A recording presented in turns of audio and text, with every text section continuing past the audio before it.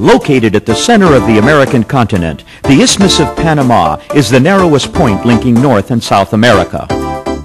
This beautiful and unique country is often called the heart of the universe and the crossroads of the world, as it not only unites two great land masses, but also joins the world's greatest bodies of water, the Pacific and Atlantic Oceans. And because of its one-of-a-kind geography, it is here that we find one of the greatest engineering feats of all time, a monument to man's creativity and determination and to his ability to tame the forces of nature, the Panama Canal. Because of its transcendental history, its economic importance, and its visionary design, the Panama Canal today serves as a vital link in world commerce and has truly earned the honor to be called one of the great wonders of the modern world.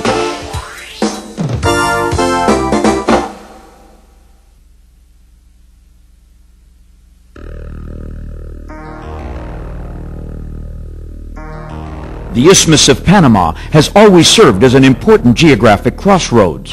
From the beginning, Panama has been a key migration route for many species of fauna, as well as an important land bridge for the ancient Indian tribes that traveled between North and South America.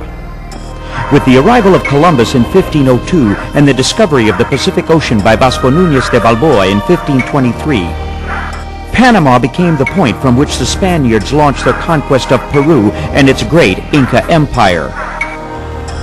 It was through Panama that the incredible wealth of Inca gold made its way back to Europe. Crossing the isthmus by way of the mighty Chagres River and the famous Las Cruces Trail. Nearly 2 centuries later, forging through a nearly impenetrable jungle, the United States succeeds in building the first transcontinental railroad, thus providing an important route for thousands of prospectors who cross the isthmus westward on their way to the California gold fields. Panama, which at that time was part of Colombia, is once again recognized by the world as an important crossroads for international commerce. And so, it is in 1880 that Ferdinand de Lesseps sets out to build a sea-level canal through Panama. De Lesseps, who was still enjoying a worldwide reputation for his success in building the Suez Canal, found it easy to raise money to build a canal through Panama. But de Lesseps underestimated the challenges he would face in a land so much different than the deserts of Suez. The ravages of tropical disease, coupled with poor financial management, spelled failure in this first attempt at building a canal through Panama. In 1903, Panama sees the dawn of a new era as it declares independence from Colombia and signs a treaty giving the United States the right to build a canal in Panama. By the following year, the U.S., for a sum of $40 million, had bought all of the remaining French equipment and thus begins its plans for construction of a Panama Canal.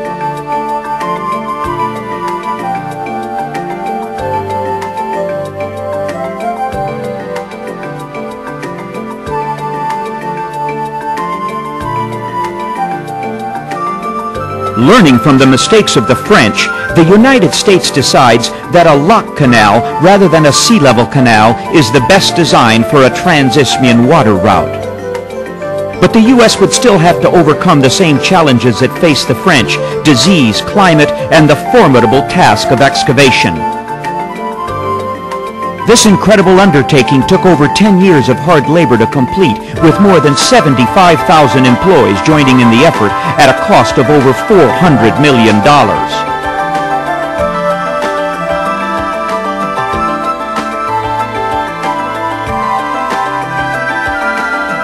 The canal owes much of its success to many great men of their day, whose dedication to the project knew no bounds.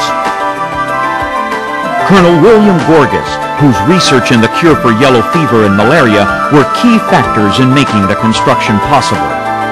Engineer John Stevens, who devised the master plan for the building of the canal and who designed the railway systems which made earth removal possible. And Colonel George Washington Goethals, the Army engineer who was in charge of the entire project. For more than 10 years, the digging never stopped, and in the end, man's determination overcame nature's challenge.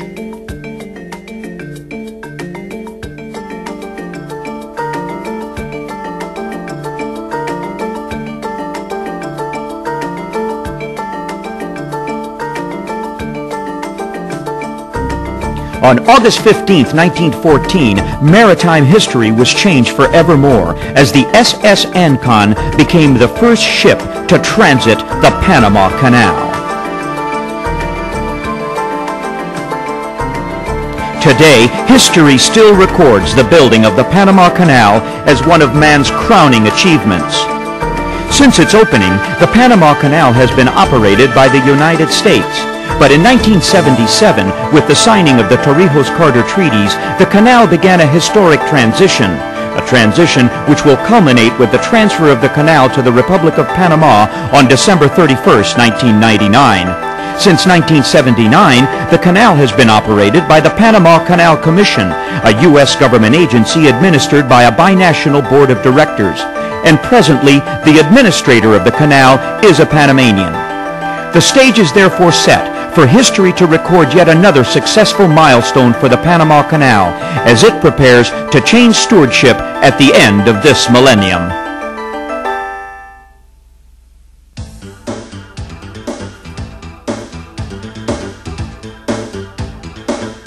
The Panama Canal plays a vital role and is a major link in the chain of maritime transportation.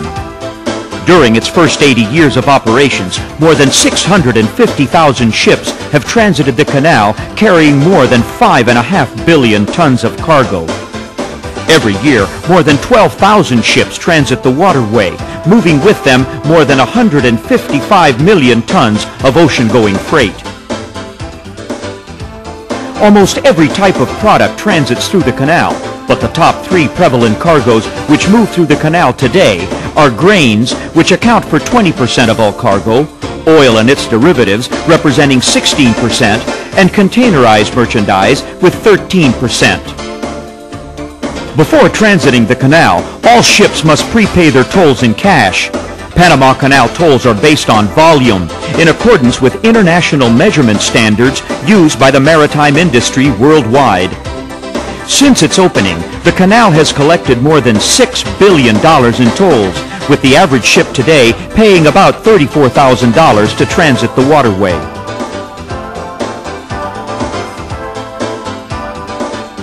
Because of their size and huge interior volume, the largest toll payers through the canal are the cruise ships. And the lowest toll ever paid was by the world adventurer Sir Richard Halliburton, who was charged 36 cents when he swam through the canal in 1928. As a result of the maritime influence associated with the canal, Panama has grown to become the country with the largest merchant marine fleet in the world, and serves as the ship's registry for more than 13,000 ocean-going vessels.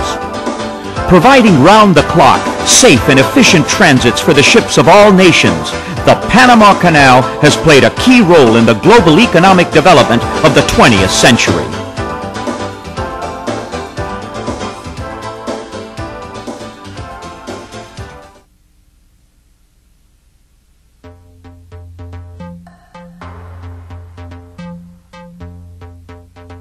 The coastlines of Panama extend from east to west, and through the center of the country are the mountain ranges which form the Continental Divide. Because of Panama's uniquely shaped geography, the canal actually runs in a north-south direction. A key factor leading to the United States' success in building the canal was to take advantage of Panama's natural terrain and weather. This was done by damming the Chagres River to create Gatun Lake and then designing a canal with 3 sets of locks. We invite you now to take a simulated ocean-to-ocean transit through the 50 miles of the Panama Canal. We start our transit from the Pacific or southern entrance to the canal. Our first stop is Miraflores Locks. A Panama Canal pilot will be in command of the vessel throughout the entire transit. For the larger ships, tugs are used to help the pilot maneuver the vessel. Line handlers ensure that all lines to and from the ship are secure. As we enter the locks, locomotives, or mules as they are more commonly called, are tied to the ship. The mules only help to guide the ship as the vessel moves through the locks under its own propulsion. The massive miter gates at each end of the lock chambers can weigh up to 800 tons, but are so perfectly balanced that they're opened and closed with a small 40 horsepower electrical motor. No pumps are used in the canal. Gravity is the sole force which moves water through giant culverts in and out of the lock chambers, and it takes only 10 minutes to lower or raise the ship to its next level. Having exited this first set of locks, we cross Miraflores Lake to reach the second set of locks, Pedro Miguel. The next leg of our transit is the famous Gaillard Cut. It is here where most of the digging took place, and where the canal has earned its well-known nickname, the Big Ditch. Because of its winding 8-mile length, this part of the canal was originally called Culebra or Snake Cut, but it was later named Gaillard Cut in honor of Colonel David Gaillard, the engineer in charge of the cut project. Day in and day out for 10 years, thousands of trains and wagons hauled dirt. And when it was all over, more than 250 million cubic yards of dirt had been removed. In 1915, a huge slide in Gaillard Cut stopped canal operations for 7 months. But that would be the last time nature would close the canal, and it's been in continuous operation ever since then.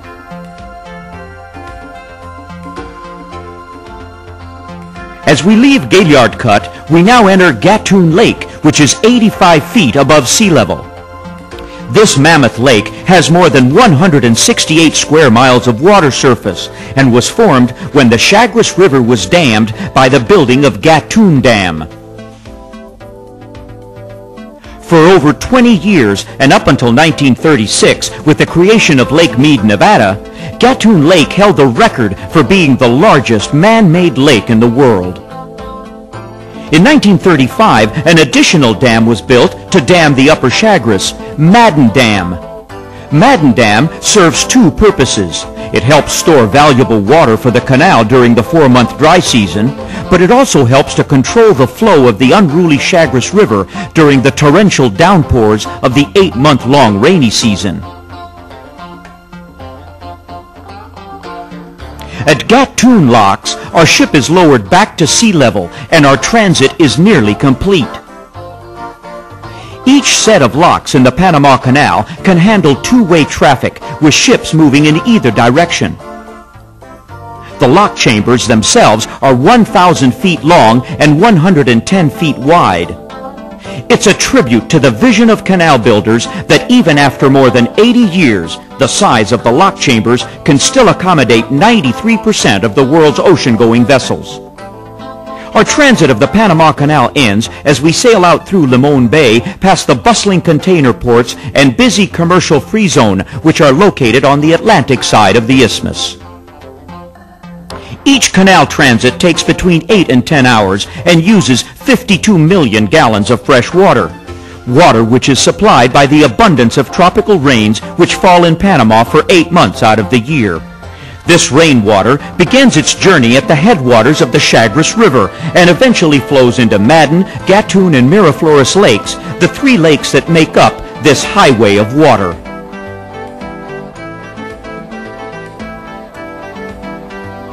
The canal's watershed is constantly monitored by Panama Canal Commission using 30 telemetry stations, radar systems, and satellite imagery in their water management efforts.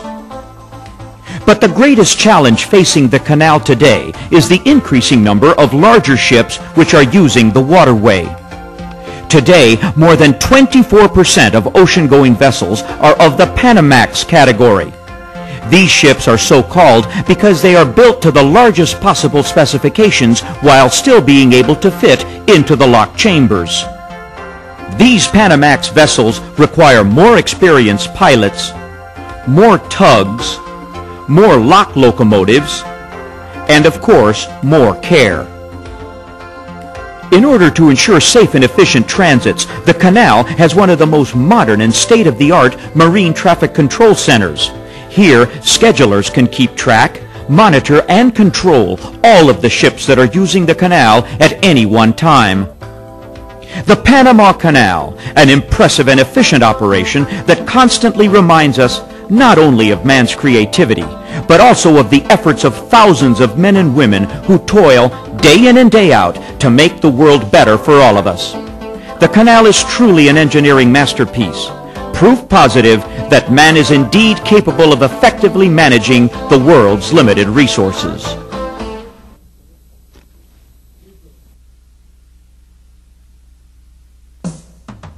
The Panama Canal is located only a few miles from downtown Panama City. Panama is accessible by air, sea, or land, and has one of the most modern air terminals in all of Central America.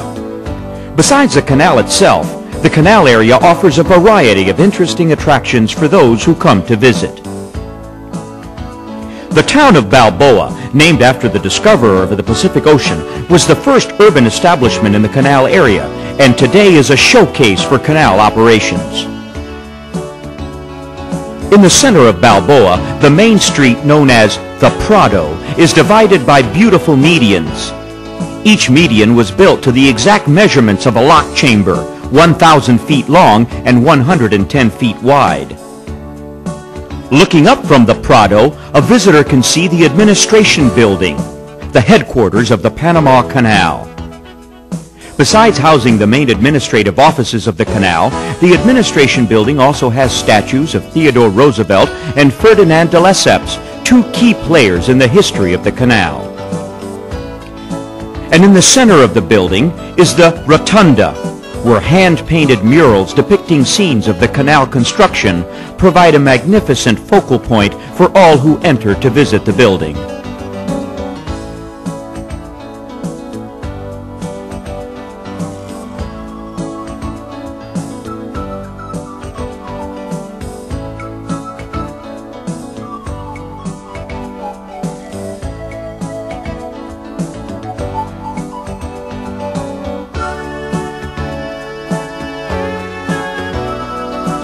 From the administration building looking south, one can overlook the entire town of Balboa, the blue waters of the Bay of Panama, and the Bridge of the Americas.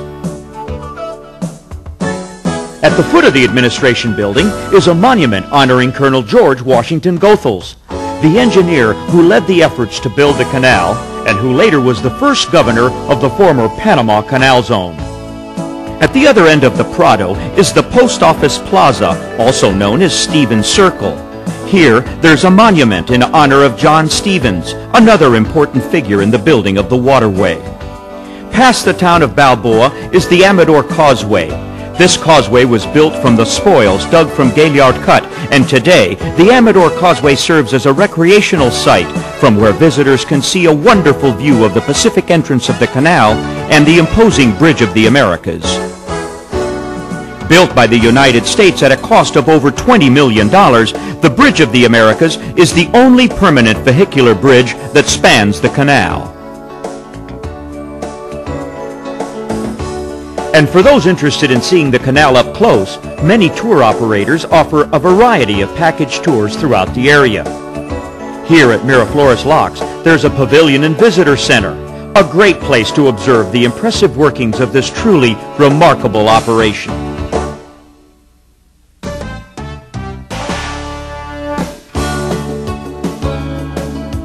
Panama is the canal, but it is also a small corner of paradise that offers those who visit a nearly unlimited array of activities.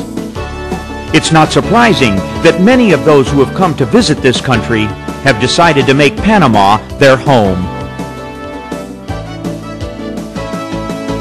Thanks to their international legacy, the Panamanian people are hospitable by nature and are always happy to welcome new friends. Panama's history and culture are as colorful and vibrant as are its natural and ecological resources.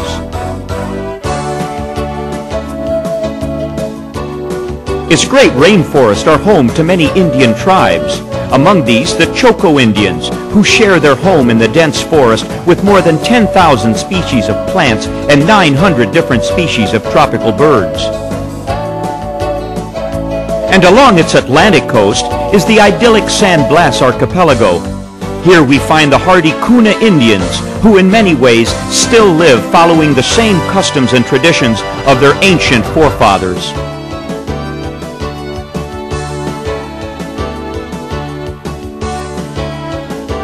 The teeming coral reefs of not one but two great oceans offer options to the scuba enthusiast that are not found in many other places. And offshore, the avid angler can be treated to waters that have produced many international fishing records. In keeping with Panama's national motto, Pro Mundi Beneficio, and complementing the mission served to the international community by the canal, Panama as a nation has become one of the premier service countries in the world.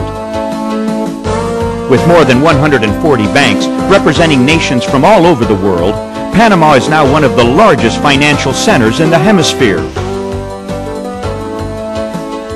The Colon Free Zone is the largest of its kind in Latin America, serving as a distribution and supply center for every kind of merchandise imaginable.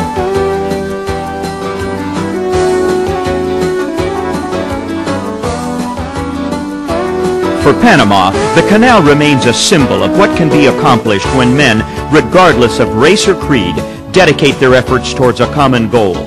And today, it is the descendants of those canal builders who, with the same values and traditions of their forefathers, are ensuring that Panama will continue providing its services for the benefit of mankind. There can be no doubt that the Panama Canal is truly one of the great wonders of the modern world. And today, after over 80 years of operations, inside the Panama Canal Organization beats the heart of a new and energetic enterprise. An enterprise who, along with its more than 8,000 employees, is ready, willing, and able to continue the legacy of this great interoceanic waterway as mankind steps into the 21st century.